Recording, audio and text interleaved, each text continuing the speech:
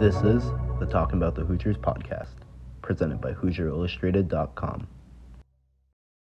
Hello, ladies and gentlemen. Welcome to the Talkin Bout the Hoosier podcast, presented by HoosierIllustrated.com. I'm joined by Staley. I'm Drew Rosenberg, and this is part 2 of the player recap series. Today, we're going to be talking a little bit about buddy ball. I know Kyler's been waiting for this one. I am. I mean, honestly, the buddy ball thing is probably it was the best thing for Indiana, and we're talking about Kel'el Ware and Malik Reneau. So not to confuse people with Trace Jackson Davis and Race Thompson, but we're going to talk about them. It was the best thing for Indiana this year, but also you could think of it in a lot of ways. It could have been the worst thing for Indiana. So with the style of play, but this should be a really good episode. The two best players for Indiana all season long. It's always exciting when you can talk about those guys. Yeah, let's just start with Kel'el Ware.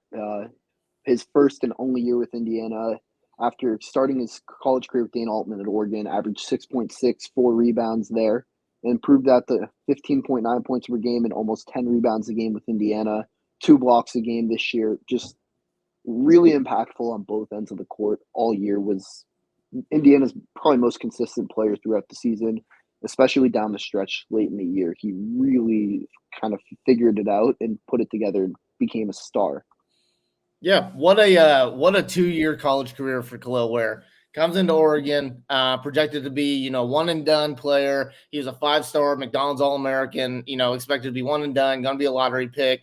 And then things just didn't work out with Oregon for whatever reason. I don't know exactly. I didn't watch a lot of Oregon basketball with Kel'el Ware on the floor, playing when he did for his freshman year. So I don't really know what to think about it, but I just don't know what Oregon was doing with Kel'el. I really don't. And a lot of it had to do with his motor. That was always the talk with Kel'el Ware. His motor. You got to fix his motor. It looks like he doesn't want to play. It's just things like that. And you also read a lot of the national analysts, the little recruiting analysts, 24/7 Sports, Rivals, those guys on 3.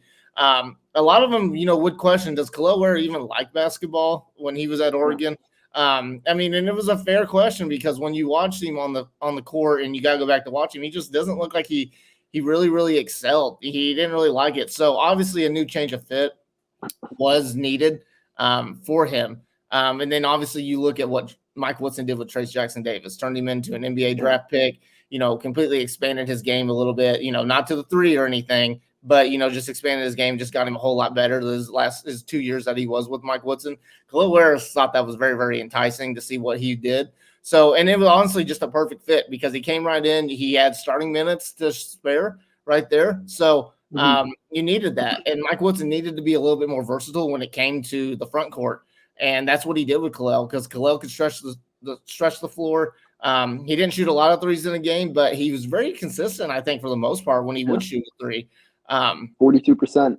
Yeah. So, and obviously, I don't know how many attempts of that was that this year, but it wasn't a lot. But I always felt like when he did shoot a 3, it was always going to go in. So, but no, he came in right away. He was an impact player, with his height and just the way that he can defend the rim, a true rim protector, and he just causes a lot of just mismatch problems because. Let's think about earlier in the year. What was the big thing? It was getting beat on straight line drives, and then obviously the kickouts. So a lot of times those guards, the guys that Indiana was playing, did not want to go against Kel'el Ware, and that was a really smart decision because they would just kick it out, and the 3-pointers would hit those shots. But he changed a lot of things for Indiana. He brought an intensity this year. I thought his motor was fantastic. It's night and day from when it was with Oregon, and I thought he played well with Malik Reneau. That front court was obviously the best thing about this Indiana team this year. And they played well with one another, and they just got better and better. And then I also want to throw in the connection that Trey Galloway and Kel'el Ware had, especially in the pick and roll game. Trey Galloway trusted, everything with Kel'el Ware. And it was just easy for him to just, 1T roll to the basket, just throw it up. And that length that Kel'el Ware has is just a major advantage, and he was lobbing it down. So, it was only 1 year, but I think the Indiana fans, really, really appreciate what Kel'el Ware brought. Yeah, clearly his tattoos didn't affect him too much. But you mentioned the connection with Trey Galloway. One of my favorite sets, and I'm going to assume it was one of Mike Woodson and Indiana's favorite sets. We saw it so often. Kel'el Ware on the left elbow, little DH dribble handoff with Trey Galloway, where Galloway would come off hard. And it would either lead to a Galloway floater or Kel'el Ware would roll hard to the rim for an alley-oop. We saw it multiple times a game all year. It was just something Indiana really liked to go do in the half court, especially when they were struggling to get good looks. And Kel'el Ware's finishing above the rim made it so impactful. I remember talking to him before the season. Two things stood out to me. The first was I asked him where's his biggest impact, and he said the defensive side. We saw it all year. He used his length so well, averaged 1.9 blocks per game along with 9.9 rebounds. Just really impactful there, blocking shots, deflecting passes, finishing, rebounds, because that was a place Indiana struggled. And if not for Kel'el Ware, rebounding would have been so much worse all year. And then the other thing, he mentioned Trayce Jackson-Davis's development, and he also saw that role. While Kel'el Ware played the five completely different than Trayce Jackson-Davis, you also saw some similarities. Like they're both of them in their ability to be strong lob finishers, along with their ability to score out of the post. Well, Jackson was more of like a getting to the rim type of post player, and Kel'el Ware was more of a post jump shot kind of guy. It was really cool to see Indiana have that post presence, and it looked a little different with Kel'el Ware than it did with Trayce the year before. Yeah, there's a lot of finesse with Kel'el Ware around the basket, I would think. Trayce was more of a ground it, pound it, type of guy. He's going to score on you. He's going to use your body. Kel'el Ware was just, I'm going to use my length and I'm going to use my skill around the basket and just make these moves. So you also got to, you wonder, without Kel'el Ware, Indiana's losing a lot more games this year. Even though the rebounding numbers weren't great, he was the best rebounder for this team, and he really helped them in a lot of ways. And he won a lot of games for Indiana this year too. Obviously he came in, he went from a guy that, fell out of the lottery, fell out of the NBA mock drafts as freshman year at Oregon to, second team all Big Ten and then first team all defensive team. So that just shows you a lot of what Mike Woodson was able to get out of him. And I always love, going back and reading, when he declared for the NBA draft this year, he talked about how he met with Mike Woodson in the spring of last year and said, I'm going to help you get to the next level. And he kept his word. So I think that's the coolest thing. What you've seen, what Mike Woodson has done with the bigs at Indiana, Trayce Jackson-Davis, Kel'el Ware, and I'll even throw in Malik Reneau as well, just their development, from a player. Indiana should be involved. Whatever bigs they go after, whether it be recruiting, high school recruiting, transfer portal, it doesn't matter. They're always going to be a strong front runner in a lot of ways because a lot of bigs are going to see. And even when the Indiana was recruiting Derek Queen, he came down to the last second, and Derek Queen saw what those guys can do. What Mike Wilson's done with those guys. So Indiana, what he did with Kel'el Ware, what he did with Trayce Jackson-Davis, and all that, it really helps Indiana out in the long run. But you just kind of wonder, what it could have been if Kel'el Ware comes back next year. But I think it's kind of a good thing because I think a lot of the fans, if we're going to get to the other half of this buddy ball, I think a lot of the fans kind of want to go away from that ginormous front court and everything. But for this year, it worked in a lot of ways. It was Indiana's biggest strength, and it caused a lot of mismatch problems for a lot of teams. Yeah, you mentioned Kel'el Ware is going to be going to the draft. Likely first-round pick. Kind of seeing him mocked back half of the lottery to mid-low 20s in the first round. Kind of one of those guys. Really don't know, I guess, where he's going to be or how he's going to pan out in the NBA. High ceiling. He's only, I want to say he's 19 or 20 right now. Young guy. So it's one of those things where, like, in the right situation, Kel'el Ware can be really good in the NBA. He fits that modern big, can block shots, space the floor, put the ball on the floor a little bit. But it's all about fit, and it's all about kind of where he ends up, what team takes him, where they can develop. So that's going to be, I guess, the biggest thing to see with Kel'el Ware moving forward in his career. Yeah, and I think he is probably the most intriguing prospect, can't talk, for this year's draft. It's not a very strong draft class, in my opinion. So there's just a lot of what ifs in this draft class. And I honestly think Kel'el's going to have a pretty good NBA career. He's got the length. He's got the skill. He's developed the motor. So you hope that motor sticks with him and everything. But I think he's going to blow a lot of people away when it comes to the combine and things like that. He's going to blow a lot of scouts away. Just with his ability and his skill. So as long as he's playing hard throughout the combine and everything, I could totally see him being a number 14 pick, that late lottery pick. Some teams are going to take a chance on him. Two completely different players, but I kind of similar in a way. I remember when Bam Adebayo was drafted number 14, everyone thought that was a little bit high for him. But I think, honestly, the Heat took a chance with Bam. And then, honestly, I think a team will just take a chance with Kel'el Ware. So, we'll just see kind of where he ends up. I don't see him going past like number 25 or so. I think there's going to be a team that's going to take him. So kind of in that Jalen Hood-Schifino kind of range last year. So I think he's going to have a really good career for the NBA. I'm excited to see what he can do, and hopefully he goes to the right fit. Yeah, I'm really interested to see, kind of what happens with Kel'el Ware. I think the other thing you mentioned, the combine, the thing I'm most interested with him is his wingspan. He kind of seen reports, maybe it's 7'7". Yeah. Has not really been confirmed. So I guess that's the thing that I'm interested in both, because when you watch Kel'el Ware, the thing that's at least stood out to me the most was just his length. So I guess from there, I mean, let's move to the other half of Buddy Ball. You got Malik Reneau, who is already been announced he's coming back to Indiana. Had a really good sophomore year, improved a ton from his freshman year last year, averaging 15, 6, 2.7 assists. Showed off his ability to pass the ball, score out of the post. He even showed a little bit of range that was not there his freshman year. So I guess a lot to be excited about for Malik Reneau moving forward. Yeah, there is. And just going back to this year, he took a big step in a lot of ways. Obviously, the fouls was not the big step, even though there was a lot of times where he did look like those foul things were just not an issue anymore, but they started to creep their ugly head. So obviously you got to move forward, and everyone knows that he's got to work on that in the offseason. But Malik Reneau had a lot of pressure on him this year. He went from being just in a really good spot, playing behind Race Thompson, Trace Jackson Davis, and learning from those guys, to you are the guy now. This is your team. We're gonna run things through you. We need you on the floor. And I think for the most part, Malik Reneau really stepped up, and you can make a strong case that he was Indiana's best player throughout the year. Because when he was cooking, when he was on, Indiana was unstoppable a lot of the times. And he was a guy that you could trust to just give the ball and he's going to get a basket. He's kind of in a different way. He is a post-up player. But with Trace Jackson Davis, you often kind of compare him. Trace Jackson Davis, as soon as he got the ball, it was bam, he's gone. I'm going to make him play at the basket. Malik Reneau is a very composed big. He's got to, see what the defense is giving him and everything. And I think, honestly, that was his downfall on a lot of the times because he would just be triple teamed. And by the time January rolled around, end of December, teams know what to do with Malik Reneau. He would just go over to him and pressure him, send three guys, pressure the ball, and he would turn it over. So, but Malik Reneau, he took a big step forward. He was, honestly, I think Indiana's best leader besides Trey Galloway. He was definitely very vocal, and you could tell there was a lot of frustration when Indiana would go on those losing streaks. And, he really wanted to win. He comes from a winning program. He comes from Montverde Academy, so losing like this he was not used to that. And he's a very, very emotional player, almost to a fault in a lot of ways. He lets the emotion get to him just a little bit. But, there's a lot of passion with Malik Reneau, and honestly, it was one of the biggest recruiting wins of the year to get Malik Reneau to come back this year.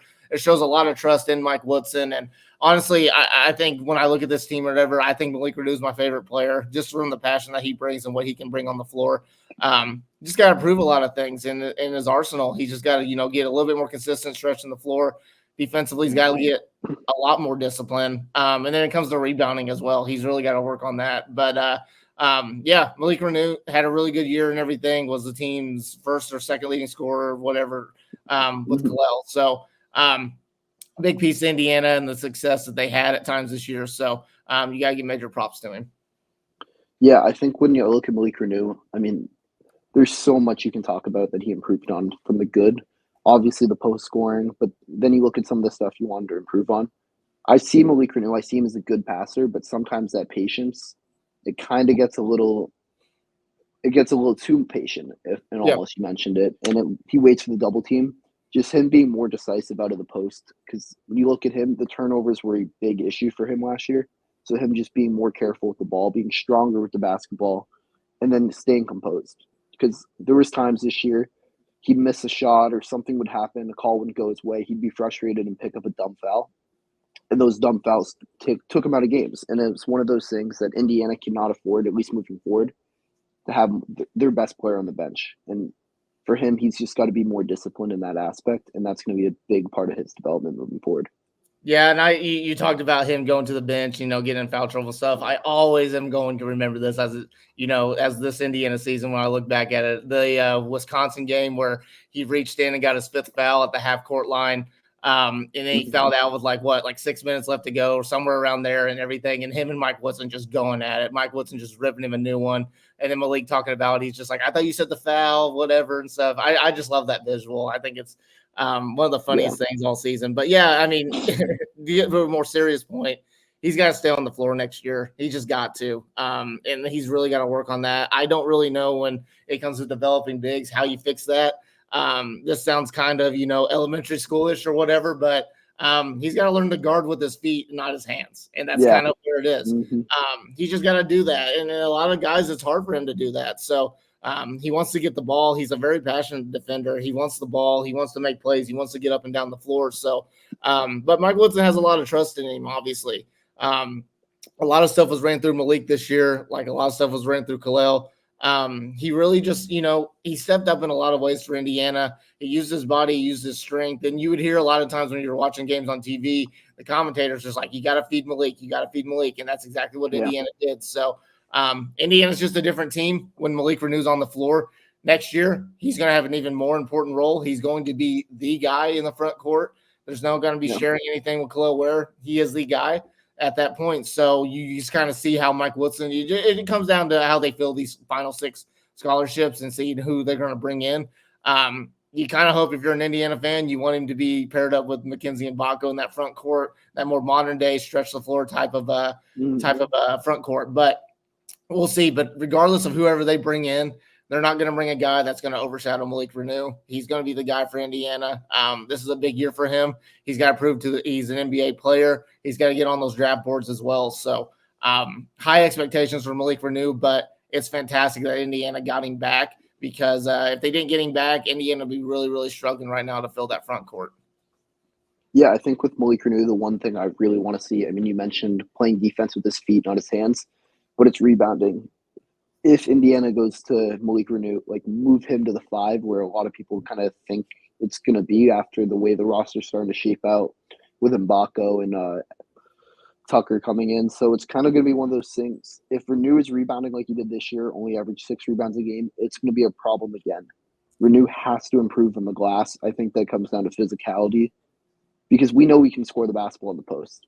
We knew that as a freshman. If he played big minutes as a freshman, he probably would have averaged 12 to 15 points per game, but he was just buried behind Trey Jackson-Davis and Race Thompson, so never really got that opportunity. Last year, first year of opportunity, averages 15.5 points per game. I expect that to improve a bit. I think he'll be around that 15 to 18 mark next year.